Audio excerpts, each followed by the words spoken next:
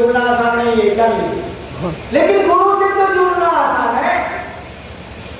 गुरु बोल रहे थे कि पेड़ के नजदीक खड़ा होकर ना पूछ रहे हैं कि यहाँ का पेड़ आसमान में घुस गया है, पेड़ से दूर जाइए, लगेगा कि आसमान ही उतर आया है पेड़ के पास।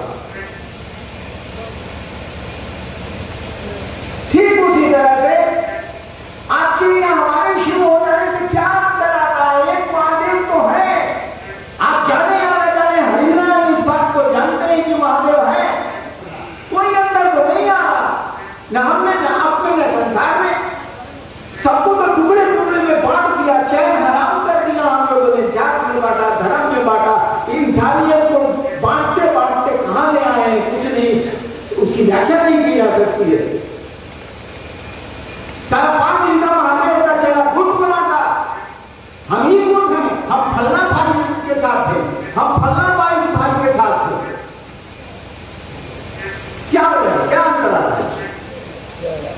जब तक कि महादेव गुरु से लोगों को हम लोग नहीं जोड़ पाए, इन कुरीतियों को, इन तंगहाली को हम लोग नहीं मिटा सकते हैं, इन संघ के नेताओं को हम लोग नहीं मिटा सकते हैं, जितना भाषण देना है दे लीजिए, अब तक नहीं मिटा।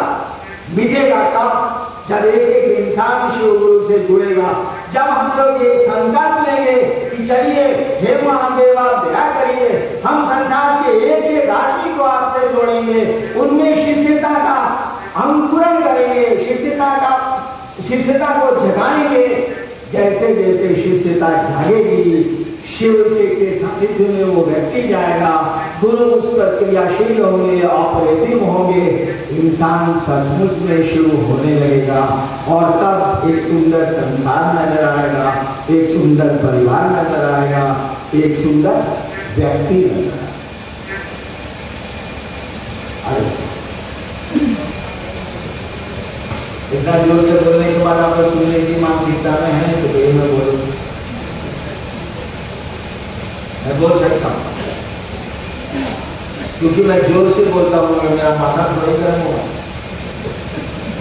जानता हूँ गर्म होने से काम नहीं चलेगा, काम तो वही करना है जो गुरु ने आदेश दिए हैं, और वह काम जब भी होगा प्रेम से होगा, क्रोध से नहीं हो सकता। अगर आपको सुनने की मानसिकता में है तो मैं बोलूं, अन्यथा बंद करूं।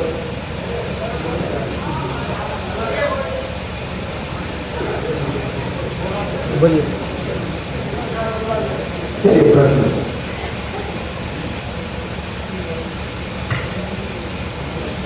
शक्ति आराधना के विभिन्न स्वरूप, शिव शिष्यता में शक्ति की आराधना की भूमिका।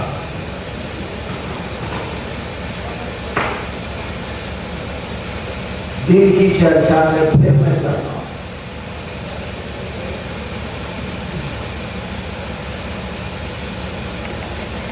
मैंने कहा था आपको कि शिव की जो इच्छा है,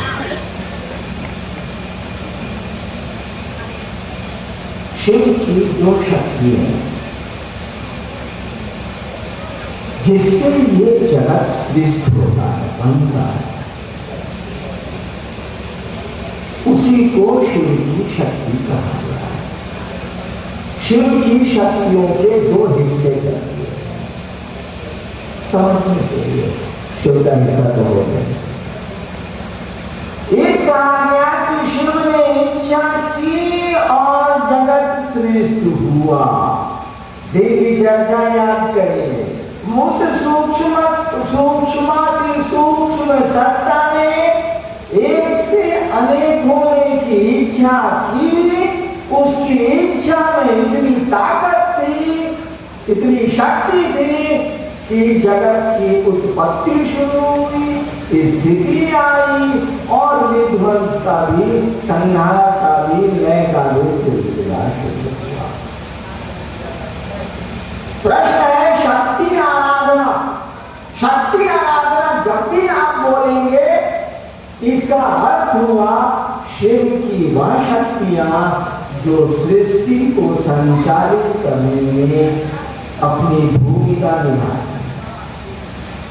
फिर सुनिए, शक्ति आराधना में शक्ति शब्द का हमेशा एक ही अर्थ होगा शिव की वह शक्ति, शिव की वह इच्छा जिससे सृष्टि की उत्पत्ति, स्थिति और लय का पल प्रतिपल क्रम चलता है। शक्ति की सीमा यही है, इसके बाद नहीं। फिर शिव जब गुरु होंगे तब इन शक्तियों का कोई रोल नहीं होगा। यानी सृष्टि करता जो परमात्मा है उसी की इच्छा शक्तियां हैं, उसी से जगत सृष्टि हुआ है, उसी से हम आप बने, हम आप देखते। लेकिन इस व्याख्या में, इस शक्ति की आराधना में वह परमात्मा जो दया भाव रखता है, वह परमात्मा जिसके पास अनुग्रह शक्ति है, वह परमात्मा जिसके पास दया का खजाना है, उसका कोई रोल नहीं है। सिक्के के दो पहलू हैं, एक तरफ भाग बना हुआ है, एक तरफ कानून बना हुआ है। दोनों काम मिला नहीं सकते, भगवान हरण करेंगे, दोनों एक साथ नहीं रह सकते।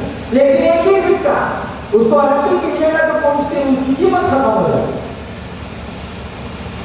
शक्ति आराधना का अर्थ हुआ शिव की वह इच्छा जिससे सृष्टि की उत्पत्ति, स्थिति और लय का क्रम चलता है। इसी पर अंग विज्ञान बना हुआ है।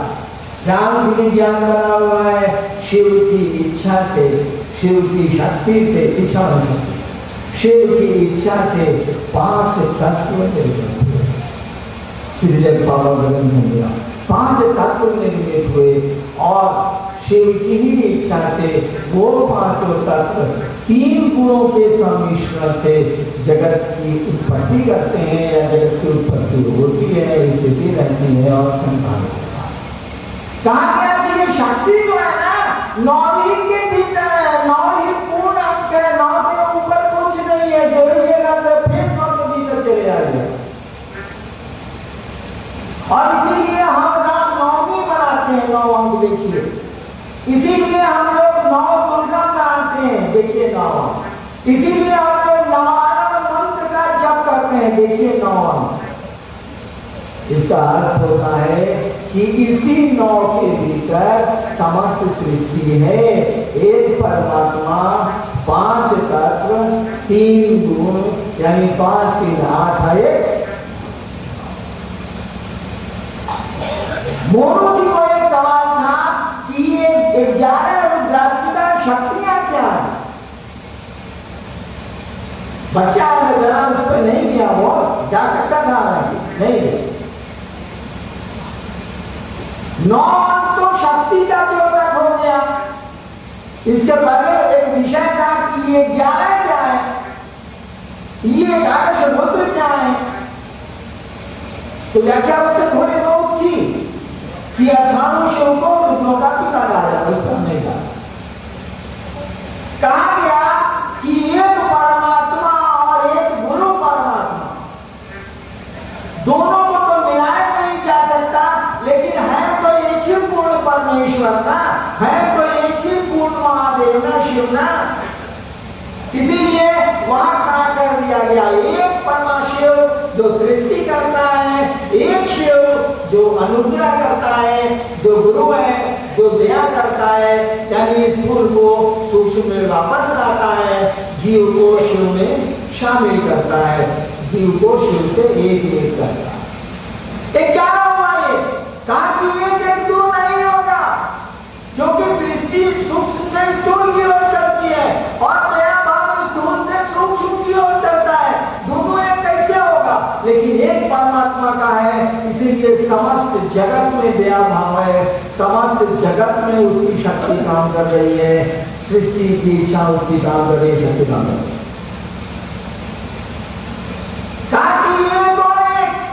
ये 11 हुआ।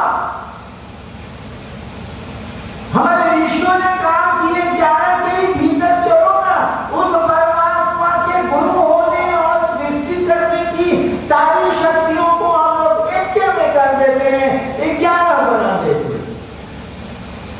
11 रुद्राक्षिका शक्तियां नहीं है, गुरु शिव दोनों को तो जोड़ के दो नहीं किया जा सकता, ताकि एक सिक्के के दो पहलू होंगे, इसीलिए दोनों को अगल बगल खड़ा कर दिया गया। सारा अंक विज्ञान में हो गया है। 11 हमारे मनीषियों ने कहा, हमारे बहुत ऊपर के लोगों ने कहा, आध्यात्मिक जनों ने कहा कि सभी शक्तियों को नाम दे दो, नहीं जाने के भीतर नाम ही लोगों को चलेगा, एक शिव बहुत है। लेकिन 9 से तो सृष्टि का क्रम चलता है, 2 को छूट गया जो कि जीव शिव बनता है, इसीलिए 9 2 11 कर दो शिव की पूजा में। इसीलिए 11 अंक का बहुत महत्व है। कब शिव की पूजा में 11 अंक का महत्व है? जब आप गुरु को भी सृष्टिकर्ता शिव के साथ शामिल एक साथ। शिव शिष्यता में शक्ति आराधना की जरूरत कब है? ये शक्ति की आराधना हमको आपको बहुत बताएगा। अरे हमारा गुरु ने बताएगा, हमारा गुरु ने समझाएगा कि कैसे वो शिव अनेक हुआ है, कैसे शक्तियों का सूक्ष्म स्थिति से स्थूलीकरण हुआ है, और फिर ये स्थूलीकरण किस तरह से क्या भाव में शिव बनता है। जब ये समझ में बात आएगी, जब गुरु दया शिष्य को प्राप्त होगी, तब समझ में आएगा कि ये शक्तियां क्या क्या कर सकती हैं, इन शक्तियों से क्या क्या काम लिया जा सकता है, इन शक्तियों से कैसे संपर्क स्थापित किया जा सकता है। उसके पहले फिर से कुछ नहीं होगा, थोड़ा बहुत होगा, तो थोड़ा बहुत से हमारा आपका काम कितना चलेगा। दिन में मैंने समझाया था कितना होगा।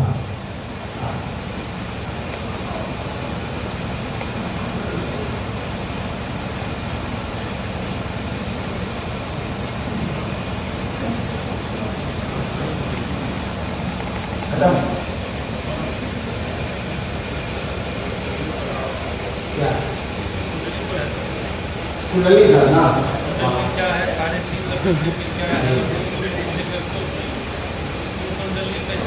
2-4 लाइन बोल दो तो काम कर जाएगा। हम लोग बोलिएगा 2-4 लाइन, ये तो बहुत हो जाएगा। समझना है क्या था पूरा। अब कोशिश करूँगा मैं कौन करूँगा शक्तियाँ उसकी हैं तो वही व्याख्या कर सकता हूँ।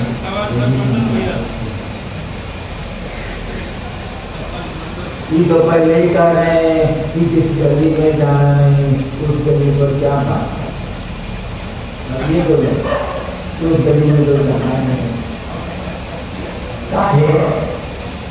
कौन जाने उस गली में करने वाला।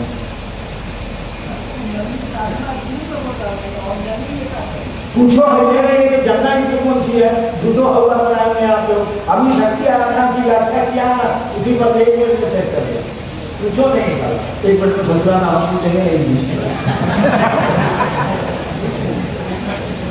कोई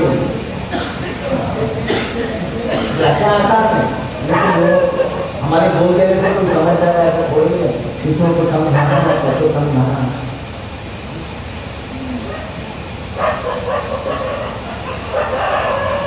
आज की संगोष्ठी विश्राम हो जाती है, भजन वगैरह चलेगा। कल 9 बजे से भजन होगा और 10 बजे से संगोष्ठी का औपचारिक प्रारंभ हो जाएगा। कल का दिन ही हम लोग 3 बजे तक का, इसीलिए ठीक 10 बजे इस कार्यक्रम का औपचारिक प्रारंभ करने को हम लोगों ने सोचा है कि कुछ बातें हो जाए, कुछ गुरुदान पर भी बातें हो जाए आपसे, और मेरी व्याख्या से भी भ्रमित मत होइएगा। इन देवताओं की आप पूजा करते हैं, करें, गुरु से जुड़ेंगे तो ये देवता फलदायी हैं, इनके परिणाम हैं, ये इतिहास के पन्ने नहीं है। भारतवर्ष इतना मूर्ख देश है। आप अपना नाम दिखा